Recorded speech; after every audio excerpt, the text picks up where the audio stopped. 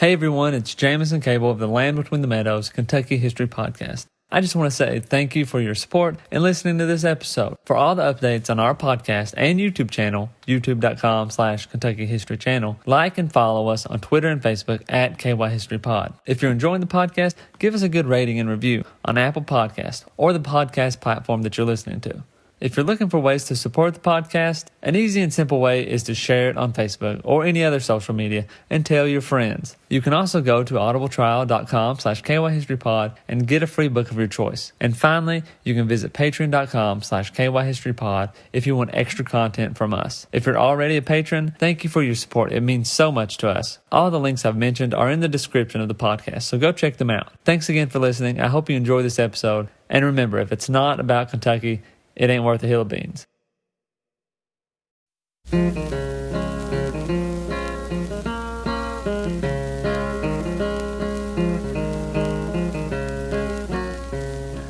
the pines, where the sun never shines, you'll shiver when the cold wind blows.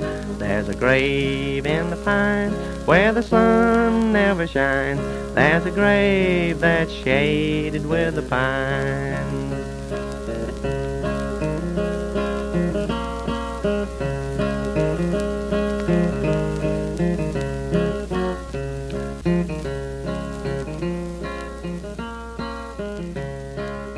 People look at me funny when I tell them that I once went swimming with a dead mule. Sometimes I can almost detect the word liar coming from just under their breath. Really, I can't see why there would be a big fuss about it. Although it wasn't something we did every day, it really wasn't out of the ordinary for a dead mule to be in the number one pond in the head of Pond Holler. The pond was formed by slate, some called a gub pile, dumped from the coal company's number one mine. Over the years, dead raccoons and possums were a common sight, and although the mule wasn't a bit larger than the typical vermin, we'd find many dead animals mysteriously appeared in, then disappeared from, our old swimming hole. Somehow it seemed hotter then. On the particular day in question, like every other hot summer day, along about mid-morning, someone yelled, "Let's go swimming!" On some days, the yeller get no takers, but on this day, within a few minutes, 8 or 10 of us boys, ranging in age from 6 to 10, were assembled on or around the pump rock in front of Virgil Green's house. Our number included my little brother, Joe, 3 years my junior, Tommy Tucker Daniel, Paul and Wib Van House, brothers who lived next door to me, Jimmy and Paul Green, brothers who lived 3 houses below me, and Roger Ratliff. Along the way, we picked up Jimmy Spencer, Keith Lyons, and James Randall Van Hoos, who lived a bit closer to our destination and were always ready for a swim. Almost immediately, when someone remarked, rather dejectedly, "We can't go swimming." After a long pause, someone else meekly asked, "Why?" "'Cause, crazy, there's a dead mule in there. It's way up there on the other end, though." "You crazy? You want to get germs and die? Is this dog days?" "I don't know, and what difference would it make anyway? Can germs swim?" "Well, if they can't, they can float.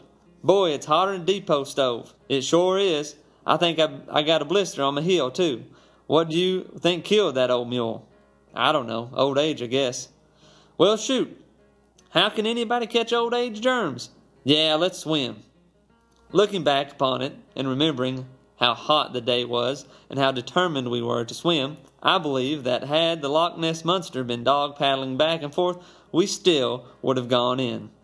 When the first brave soul, naked as a jaybird, leaped from the 4-foot-high bank, one of the smaller boys, pointing in the direction of the dead mule, yelled, "It's alive! It's alive!"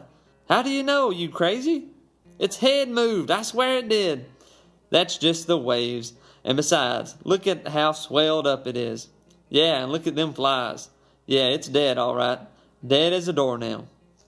Now, this is an excerpt from the Muddy Branch, Memories of Eastern Kentucky Coal Camp, written by Clyde Roy Pack. It depicts the life and times of someone living in the coal camp during the 1940s and 1950s. And if you're interested in these books, they're pretty well around your local libraries.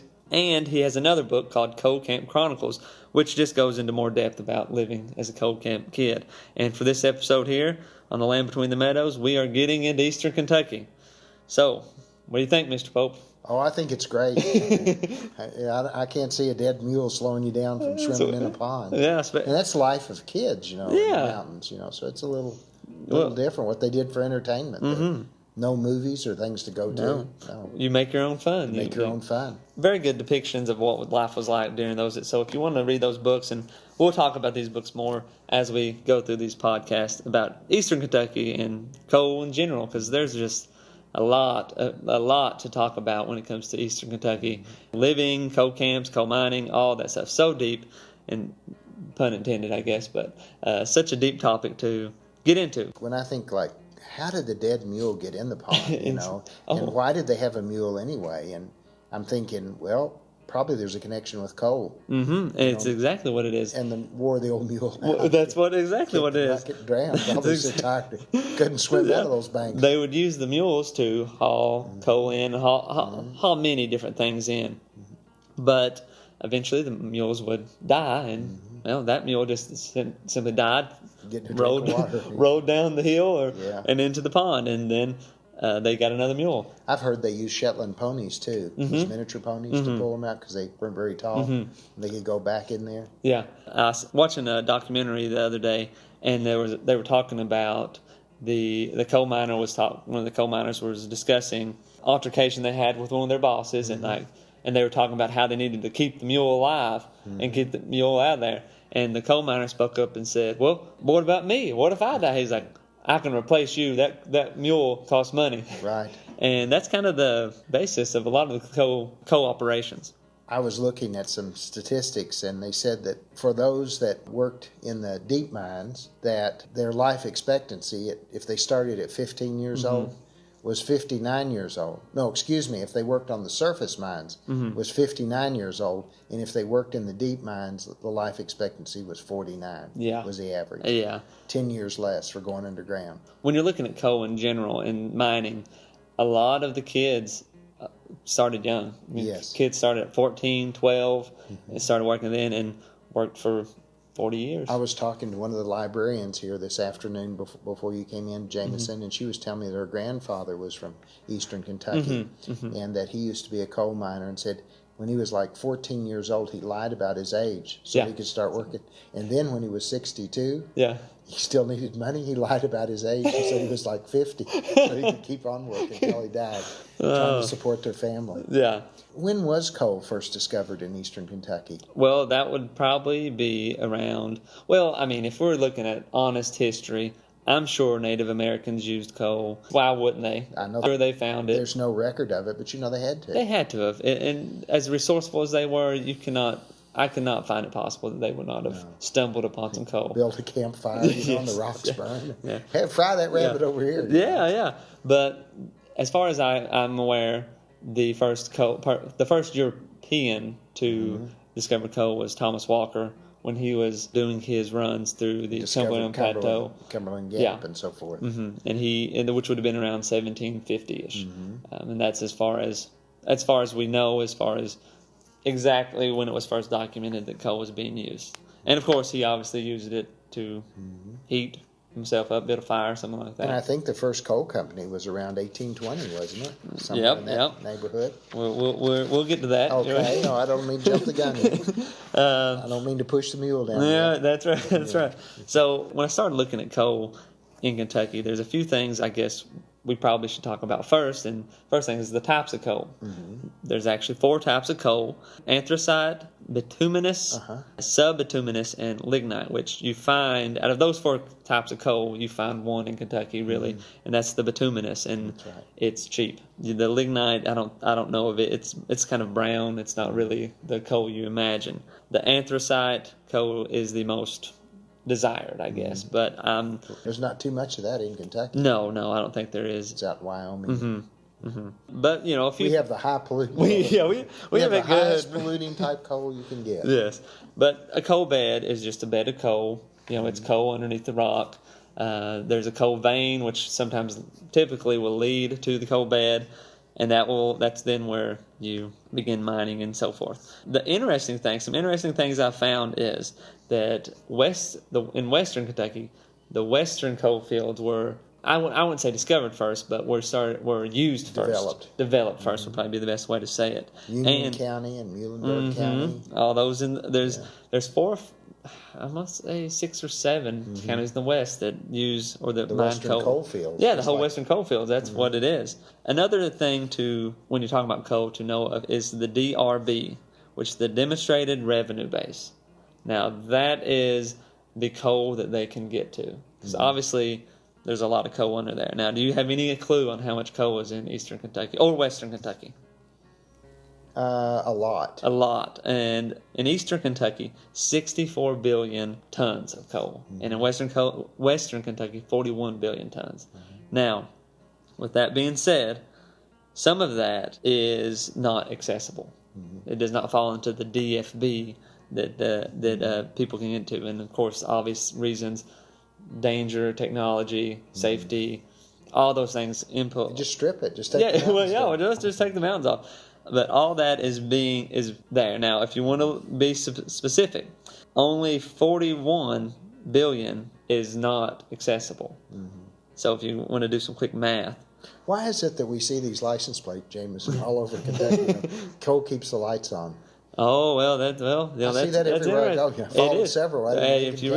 If you really want to start going east, you'll see even more of them. Yeah. But it's an interesting question because it's a way to persuade people to be coal friendly. I would say you see always say friends of coal. Those sorts of things, I guess, are more coal company. Right. Why would someone not want to be friends of coal? I'm not a friend of coal. Well, I would assume it would be environmental. Yes, that's exactly. Right. Which, there's two sides to this, and throughout the whole history of coal mining in Kentucky, there's two sides playing. Yeah, all the time. At least two sides. Yeah, and maybe a third. Another interesting fact that I've discovered: what's the percentage of coal jobs in Kentucky? Like if you were to say this percent, I wouldn't think there'd be what percent? 2%.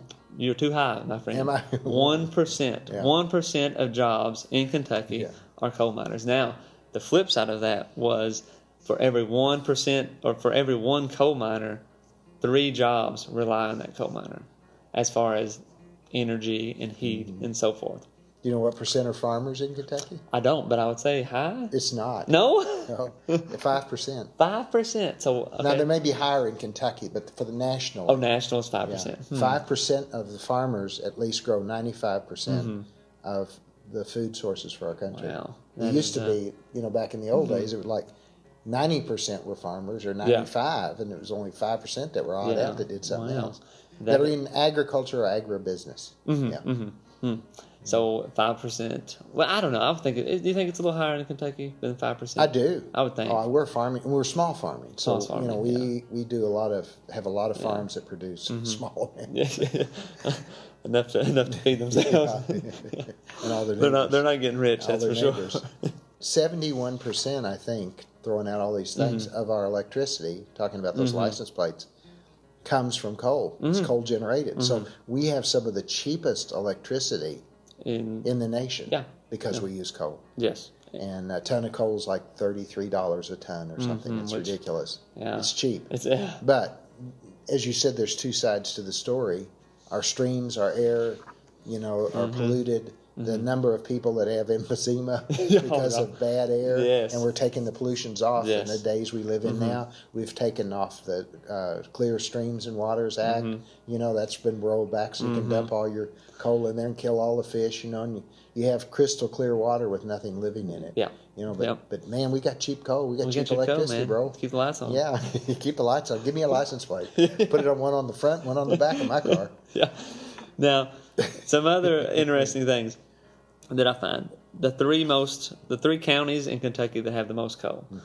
Pikeville has 11 Pike County. Yeah, per county, 11 billion, I guess, tons in Pike County, which is the biggest county. That makes sense. The next one is in the west. Hopkins County has the next amount. That's 8 billion. Now, in the third highest would be Harlan with 7 billion. And it's interesting when you look at these stats and. There's a website. Are we talking about the highest amount in producing coal? No, just in the ground. In the ground that they estimate this is how much they have. But you can go. There's a website that you can go to, and I'll post it in the comments or in the description of the podcast that you can go to that has all these stats. You know, about the all Department of Mines and Minerals, they have a section there where they tax unmined coal. Oh, really? Yes, well, it's that's an very asset. interesting. That's an You asset. point that out. I had a friend of mine that worked, that was his job. To tax unmined coal. Yes, he Wow. would figure. It was a mathematical job, and he would take out maps and the depths of mine and see what's there. Yeah. It was a very small tax, but it added Yeah, up. yeah. It was on There's a lot resources, of just coal like there. you tax property tax. So, Well, we're getting to that. We're getting to all that. Ahead. I'm leapfrogging ahead, We man. got to get the reins pulled back. Easy, boy. Easy, boy. But yeah, it's very interesting to see each county by county how much they have. And honestly, there's more. The western counties that have coal in them have more than the eastern, for an average, if you wanted to average out. But there's just so many eastern counties that have coal in them. And there's some that don't. There is, yeah. There's a lot of them that don't have coal. Yeah. Now, from Rockcastle County, where you came from, there's a little coal. Yeah, there is, and there was some coal. There was some coal mining there at times in the early stages, but nothing that produced like Eastern Kentucky or anything to that nature. Just outside of Mount Vernon, about 3 or 4 miles. I owned a little farm down there one time. When I bought it, the man said, "Well, there's a groundhog coal mine." And I thought, groundhog coal mine? What the heck's that? He goes, "Well, I'll show you." And he took me down there, and it was just a hole where you just go out with a shovel and dig a pit, and there's a seam, and he, mined his own coal for his own use. Yeah, it's very interesting too, because when we talk about Eastern Kentucky, are you talking about everything east of 75? Right. Everything on the Cumberland Plateau, which way? And if you go through, I guess it's all depends on who you ask, if something is Eastern Kentucky or not. Because growing up, I never really thought of myself as being in Eastern Kentucky because Lexington's pretty close, on the west side, and I'm on the west side of 75, so I wasn't in Eastern Kentucky. But there was coal mining at times, and it's Appalachia. It is, and Rockcastle fits on the plateau as far as Cumberland, especially the eastern part of it, definitely. And you got Laurel County and Macquarie County that are west of 75, but yet are still mountainous and had plenty of coal at the time.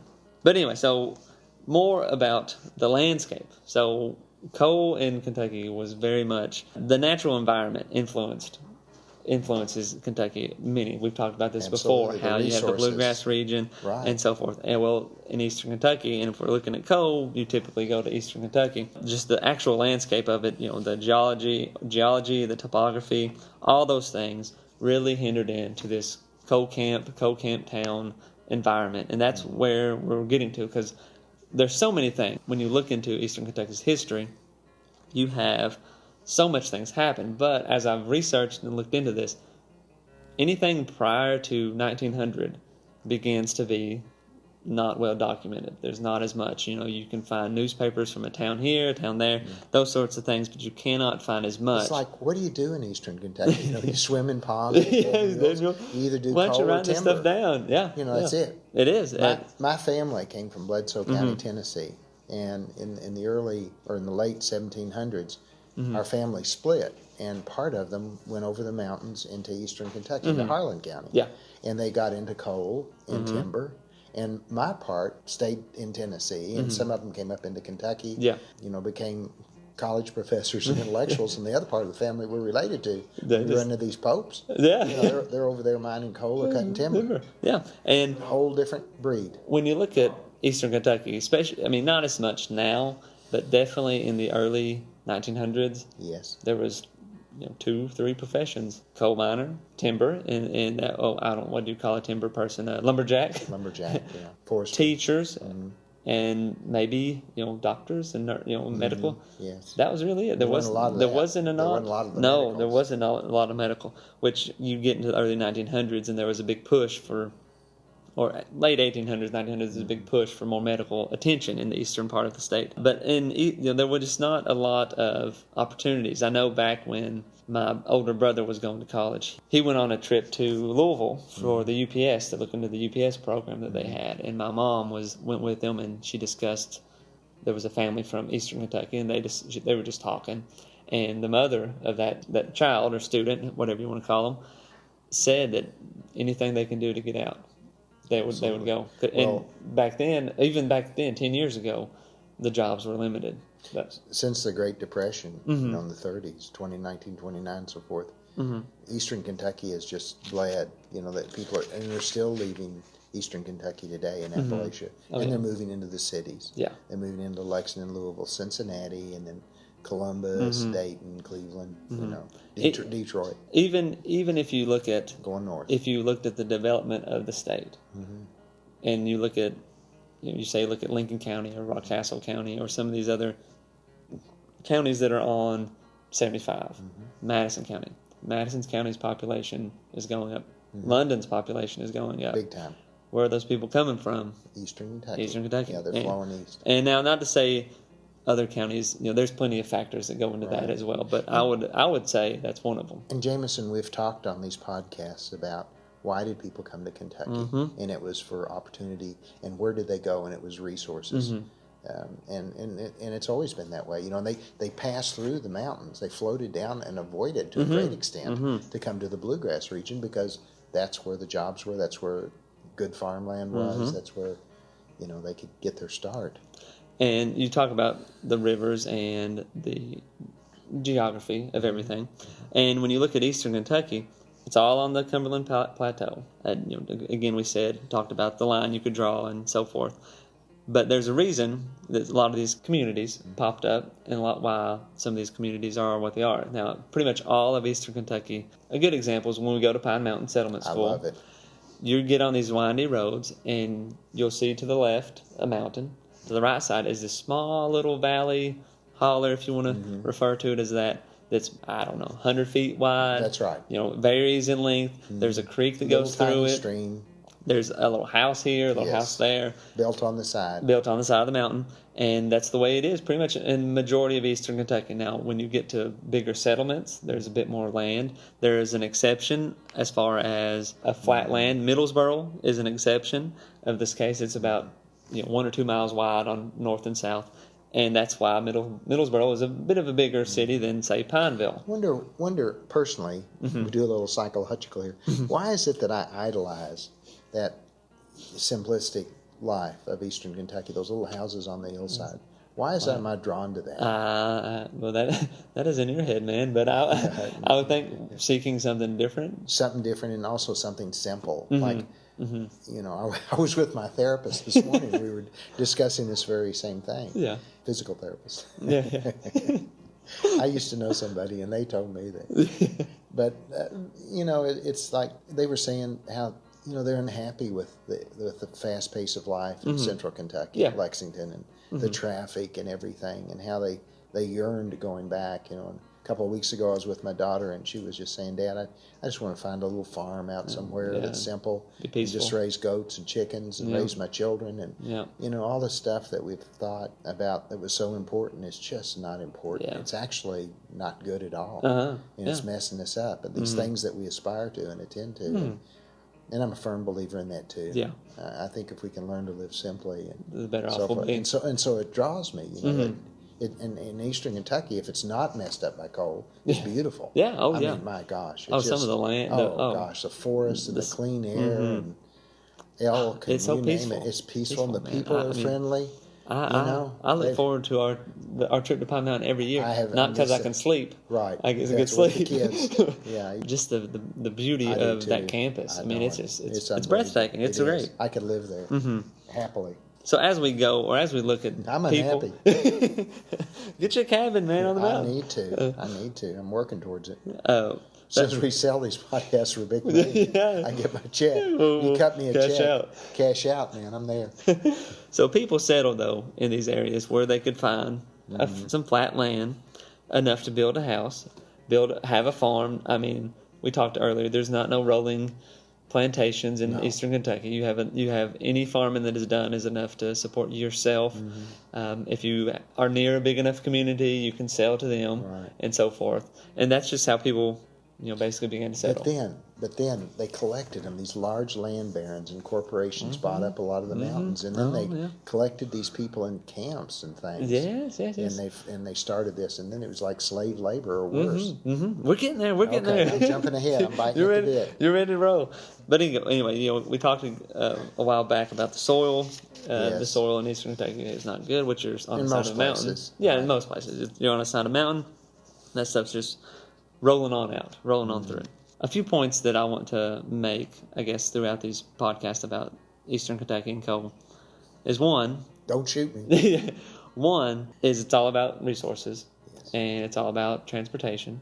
Two is exploiting people.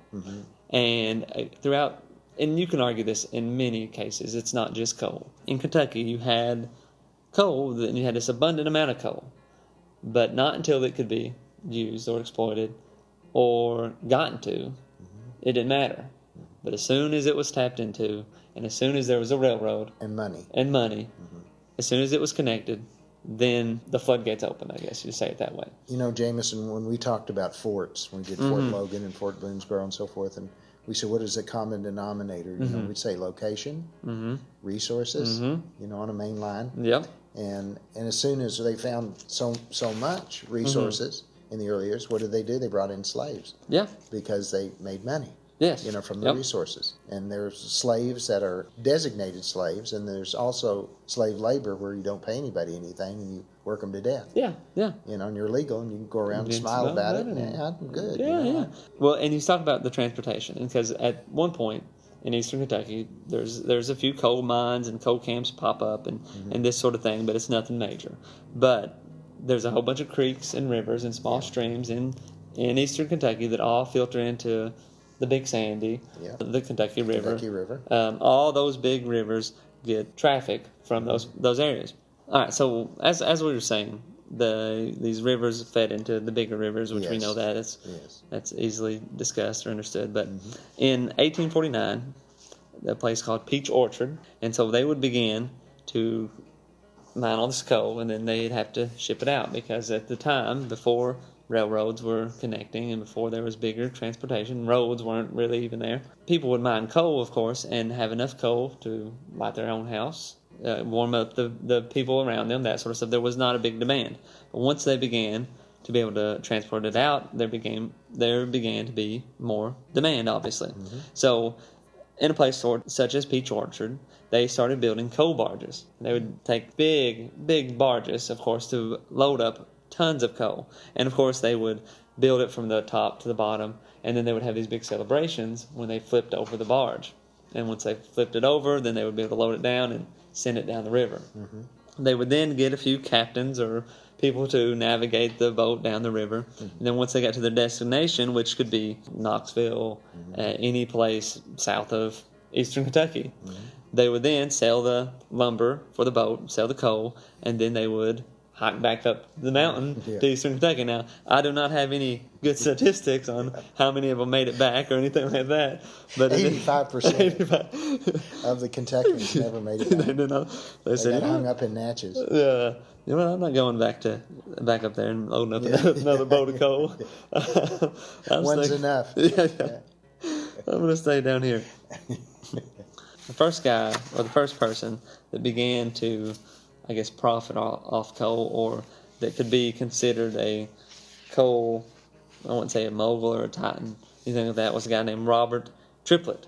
All right. Now, this Robert Triplett dude came from Virginia, and he set up a little coal mine back off the banks of the Ohio River, a little bit closer to Owensboro. He began mining coal.